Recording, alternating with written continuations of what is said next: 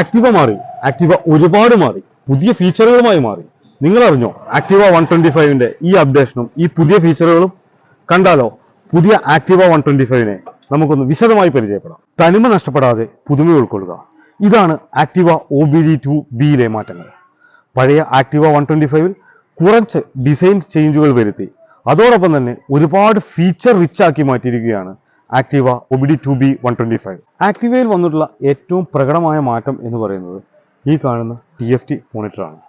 ഈ TFT മോണിറ്ററിൽ navigation മുതൽ വാഹനത്തിന്റെ ബേസിക് ഇൻഫർമേഷൻ വരെ നമുക്ക് ഇതിൻ്റെ ഉള്ളിൽ ലഭിക്കും. ഇത് ഏത് ഒരു വാഹന പ്രേമിയെയും സന്തോഷിപ്പിക്കുന്ന ഒരു ഘടകമാണ്. കാരണം അത്രയധികം ഫീച്ചേഴ്സാണ് ഹോണ്ട അതിൻ്റെ ഏറ്റവും പുതിയ TFT മോണിറ്ററിൽ ഉൾക്കൊള്ളിച്ചിട്ടുള്ളത്. ഇതിൻ്റെ കൺട്രോൾ നമുക്ക് റൈഡ് ചെയ്യുമ്പോൾ തന്നെ നമുക്ക് കൺട്രോൾ പാനലിൽ നിന്നും ഈ ഫിംഗർ വെച്ചിട്ട് നമുക്ക് കൺട്രോൾ ചെയ്യാവുന്നതാണ്.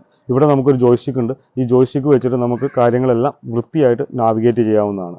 അതോടൊപ്പം തന്നെ ഫ്രണ്ടിലേക്ക് വരികയാണെങ്കിൽ ഇവിടെ നമുക്ക് ഡിം ആൻഡ് ബ്രൈറ്റിൻ്റെ സ്വിച്ച് ഉണ്ട്. പിന്നെ TFT മോണിറ്ററിൻ്റെ നാവിഗേഷൻ ഉണ്ട്. അതോടൊപ്പം തന്നെ ഇൻഡിക്കേറ്റർ സ്വിച്ച് ഉണ്ട്, ഹോൺ സ്വിച്ച് ഉണ്ട്. ഇപ്പുറത്ത് AHO ഫീച്ചറിൻ്റെ ഓൺ ഓഫ് സ്വിച്ചും ഇവിടെ നമുക്ക് അവൈലബിൾ ആണ്. അവിടുന്ന് നേരെ താഴേക്ക് വരികയാണ് എന്നുണ്ടെങ്കിൽ ഹോണ്ട ഏറ്റവും പുതിയ ചാർജറാണ് ഇവിടെ അവതരിപ്പിച്ചിട്ടുള്ളത്. C ടൈപ്പ് ചാർജറാണ് ഹോണ്ട അവതരിപ്പിച്ചിട്ടുള്ളത്. അതും ഫാസ്റ്റ് ചാർജിങ് ഫെസിലിറ്റിയോട് കൂടി തന്നെയാണ് ഹോണ്ട ആക്ടിവയിൽ വരുന്നത്. അതോടൊപ്പം തന്നെ ആ ഫാസ്റ്റ് ചാർജിങ്ങിനെ സപ്പോർട്ട് ചെയ്യാനായിട്ട് തൊട്ട് ഫ്രണ്ടിൽ തന്നെ ഒരു ഗ്ലോ ബോക്സ് നമുക്ക് അവൈലബിൾ ആക്കിയിട്ടുണ്ട്. അതോടൊപ്പം പഴയ നമ്മൾ കണ്ടു പരിചയിച്ചിട്ടുള്ള വളരെ പ്രൂവൺ ആയിട്ടുള്ള നമ്മുടെ കീ സെറ്റാണ് ഇവിടെ വന്നിട്ടുള്ളത്. കീ സെറ്റൊക്കെ എല്ലാവർക്കും ഈസി ടു ഹാൻഡിലാണ്. ഈ സെറ്റിൽ തന്നെയാണ് നമുക്ക് സീറ്റ് ഓപ്പൺ ചെയ്യാനുള്ള ഫെസിലിറ്റി അവൈലബിൾ ആക്കിയിട്ടുള്ളത്. അതോടൊപ്പം തന്നെ നമുക്ക് ഫ്യൂവൽ ലിഡ് ഓപ്പൺ ചെയ്യാനും ഇവിടെ കീ സെറ്റിൽ തന്നെയാണ് അവിടെ അവൈലബിൾ ആക്കിയിട്ടുണ്ട്. ആക്ടിവ OBD2Bയിലേക്ക് വരികയാണെന്നുണ്ടെങ്കിൽ അതിൻ്റെ ഏറ്റവും എടുത്തു കാണിക്കുന്നത് അതിൻ്റെ ഹെഡ്ലൈറ്റ് ആണ്. ആ ഹെഡ്ലൈറ്റിനോടൊപ്പം വന്നിട്ടുള്ള ഈ ക്രോമിയം ഡിസൈൻ ഇത് വളരെ മനോഹരമായിട്ടുണ്ട്.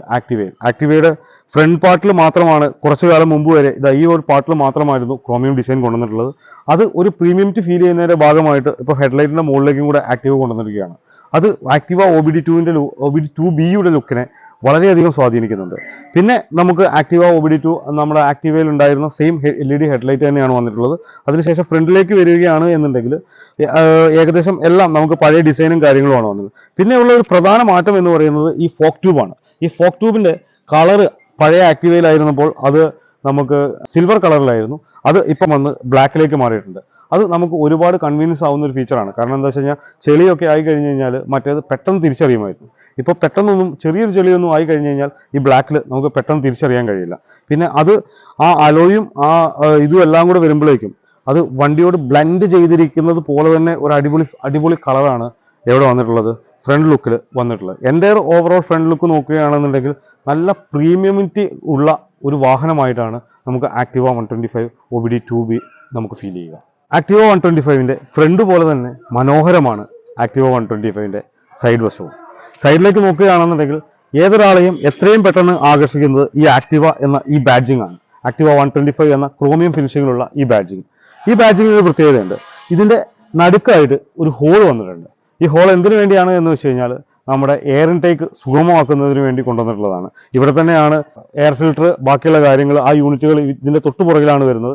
പെട്ടെന്ന് തന്നെ എയർ ഇൻടേക്ക് കിട്ടുന്ന രീതിയിലാണ് ഈ ഹോള് ആക്ടിവ 125 എന്നുള്ള ആ ബാഡ്ജിങ്ങിനെയും അതുപോലെ തന്നെ വണ്ടിയുടെ ലുക്കിനെയും പ്രത്യേക ഫീലുള്ള ഒരു ലുക്കാണ് ആ ഹോൾ സമ്മാനിക്കുന്നത്. ഇനി നമ്മുടെ വാഹനത്തിന്റെ സൈഡ് വശങ്ങളിലേക്ക് നോക്കുകയാണ് എന്നുണ്ടെങ്കിൽ ഇതിന്റെ കളർ നമുക്ക് എത്രയും പെട്ടെന്ന് എടുത്തു കാണുന്ന രീതിയിലാണ്. പണ്ട് നമ്മൾ ആക്ടിവകൾ കണ്ടിട്ടുണ്ടായിരുന്നത് പക്ക ബ്ലാക്ക് ഫിനിഷ് ആയിരുന്നു. ആ ബ്ലാക്കിൽ നിന്നും ഹോണ്ട ഒരു ചെറിയ മാറ്റം കൊണ്ടുവന്നിരിക്കുകയാണ്. ഇതൊരു ബീച്ച് ഫിനിഷിലേക്ക് മാറ്റിയിട്ടുണ്ട്. ഈ ബീച്ച് ഫിനിഷ് എന്ന് പറയുമ്പോൾ എന്നെ സംബന്ധിച്ചിടത്തോളം എനിക്ക് ഭയങ്കര ഇഷ്ടപ്പെടുന്ന ഒരു കളറാണ് ഈ ബീച്ച് ഫിനിഷ്. അത് എന്തുകൊണ്ടാണ് എന്ന് വെച്ച് കഴിഞ്ഞാൽ ചെറിയായി കഴിഞ്ഞ് കഴിഞ്ഞാൽ പെട്ടെന്നൊന്നും അറിയില്ല. ആക്ടിവ എന്നത് സാധാരണക്കാരൻ മുതൽ ഏറ്റവും പ്രീമിയം ക്ലാസ് ആൾക്കാർ വരെ യൂസ് ചെയ്യുന്ന ഒരു വാഹനമാണ് ആക്ടിവ. അവർക്ക് പല കാര്യങ്ങളും ആക്ടിവയുടെ ഫ്രണ്ടിൽ നമുക്ക് കയറ്റാനൊക്കെ ഉണ്ടാവും. അപ്പോൾ എന്താ വെച്ച് കഴിഞ്ഞാൽ ബ്ലാക്ക് ഒക്കെ ആകുമ്പോൾ നമുക്ക് പെട്ടെന്ന് പോറൽ വരികയും അതുപോലെ തന്നെ ആ കളർ നമുക്ക് ചെളിയാവുന്ന കളറുകളൊക്കെ അവിടെ എടുത്തു കാണും. ഇത് ബീച്ച് ഫിനിഷ് ആകുമ്പോൾ അത്ര പെട്ടെന്ന് എടുത്തു കാണില്ല, ഈ കളർ എടുത്തു കാണില്ല. അത് വളരെ നല്ലൊരു മാറ്റമായിട്ടാണ് എനിക്ക് തോന്നിയിട്ടുള്ളത്. പിന്നീട് വരികയാണെന്നുണ്ടെങ്കിൽ പഴയ പോലെ തന്നെയുള്ള ആക്ടിവയുടെ ഒരു ക്രോമിയം ഫിനിഷിംഗ് ആയിട്ടുള്ള ബാക്കിലെ ഫൂട്രസ്റ്റ് വന്നിട്ടുണ്ട്.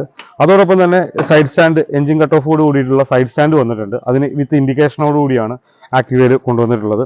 പിന്നീട് നമ്മൾ നോക്കുകയാണ് എന്നുണ്ടെങ്കിൽ ആക്ടിവ 125 ആക്ടിവ 125 OBD2 പോലെ തന്നെ ആക്ടിവ 125 OBD2Bയിലും കിക്കർ ഹോണ്ട അവതരിപ്പിച്ചിട്ടുണ്ട്. ഒരു വാഹനത്തെ നമ്മൾ കാണുമ്പോൾ അതിൽ ഏറ്റവും ആദ്യം നോക്കുക അതിന്റെ ഫ്രണ്ടും അതുപോലെ തന്നെ അതിന്റെ ബാക്കുമാണ്. ബാക്ക് ഡിസൈനും ആക്ടിവ 125ന്റെ വളരെ അടിപൊളിയായിട്ടുള്ള ഡിസൈനാണ് ഹോണ്ട കൊണ്ടുവന്നിട്ടുള്ളത്. ആക്ടിവ 125 എന്ന് ബാഡ്ജിംഗ് ഉള്ള ഒരു ക്രോമിയം ഫിനിഷിങ്ങോട് കൂടിയിട്ടുള്ള ബ്രേക്ക് ലൈറ്റ്, അതിന്റെ തൊട്ട് മുകളിൽ തന്നെയാണ് നമ്മുടെ ആക്ടിവ 125ന്റെ ഫ്യൂവൽ ലിഡ് വന്നിട്ടുള്ളത്. പിന്നെ നമുക്ക് എടുത്തു പറയത്തക്ക ഒരു മാറ്റം വന്നിട്ടുള്ളത് ഈ ഗ്രാബ് റെയിലാണ്. പണ്ട് ആക്ടിവ 125ല് ഗ്രാബ് റെയിലിന്റെ കളർ വന്നിട്ടുണ്ടായിരുന്നത് പക്ക സിൽവർ കളറായിരുന്നു. അതിന് ഒരു ചെറിയ മാറ്റം ഹോണ്ട കൊണ്ടുവന്നിരിക്കുകയാണ്. അത് ബ്ലാക്കിലേക്ക് മാറ്റിയിട്ടുണ്ട്. അതിന്റെ പ്രത്യേകത എന്താണെന്ന് വെച്ച് കഴിഞ്ഞാൽ നമുക്ക് ഈ ഗ്രാബ് റെയിൽ എന്ന് പറഞ്ഞു കഴിഞ്ഞാൽ നമ്മൾ കൈ പിടിക്കാനും അതുപോലെ ഒക്കെ യൂസ് ചെയ്യുന്നതാണ്. പലപ്പോഴും നമ്മുടെ പഴയ ആക്റ്റീവുകൾ നോക്കിക്കഴിഞ്ഞ് കഴിഞ്ഞാൽ നമുക്ക് കാണാൻ പറ്റുന്ന ഒരു കാര്യം, ആ സിൽവർ കളറിൽ നമുക്ക് എങ്ങനെയൊക്കെ വരയും കുറിയൊക്കെ വീണതിന് ശേഷം അതിങ്ങനെ ബ്ലാക്ക് കളറിൽ ഇങ്ങനെ കിടക്കുന്നതാണ്. ഇതിപ്പോൾ ബ്ലാക്ക് ഫിനിഷോട് കൂടി വന്നുകൊണ്ട് തന്നെ ഈ വാഹനം വളരെ വൃത്തിയായിട്ട് തന്നെ നമുക്ക് കുറേ കാലം കൊണ്ടുനടക്കാൻ പറ്റും. പെട്ടെന്നൊന്നും വര വീണാലൊന്നും നമുക്ക് അറിയാൻ സാധിക്കില്ല. അത് വളരെ നല്ലൊരു ഫീച്ചറായിട്ടാണ് എനിക്ക് തോന്നിയിട്ടുള്ളത്. ഏതൊരു വാഹനപ്രേമിയും വാഹനം കാണുമ്പോൾ അതുപോലെ വാഹനത്തിന്റെ ഫീച്ചേഴ്സ് നോക്കി ഇഷ്ടപ്പെട്ടു കഴിഞ്ഞാൽ പിന്നെയുള്ള അടുത്ത ചോദ്യം ഇതിന് എത്ര മൈലേജ് കിട്ടും എന്നുള്ളതാണ്.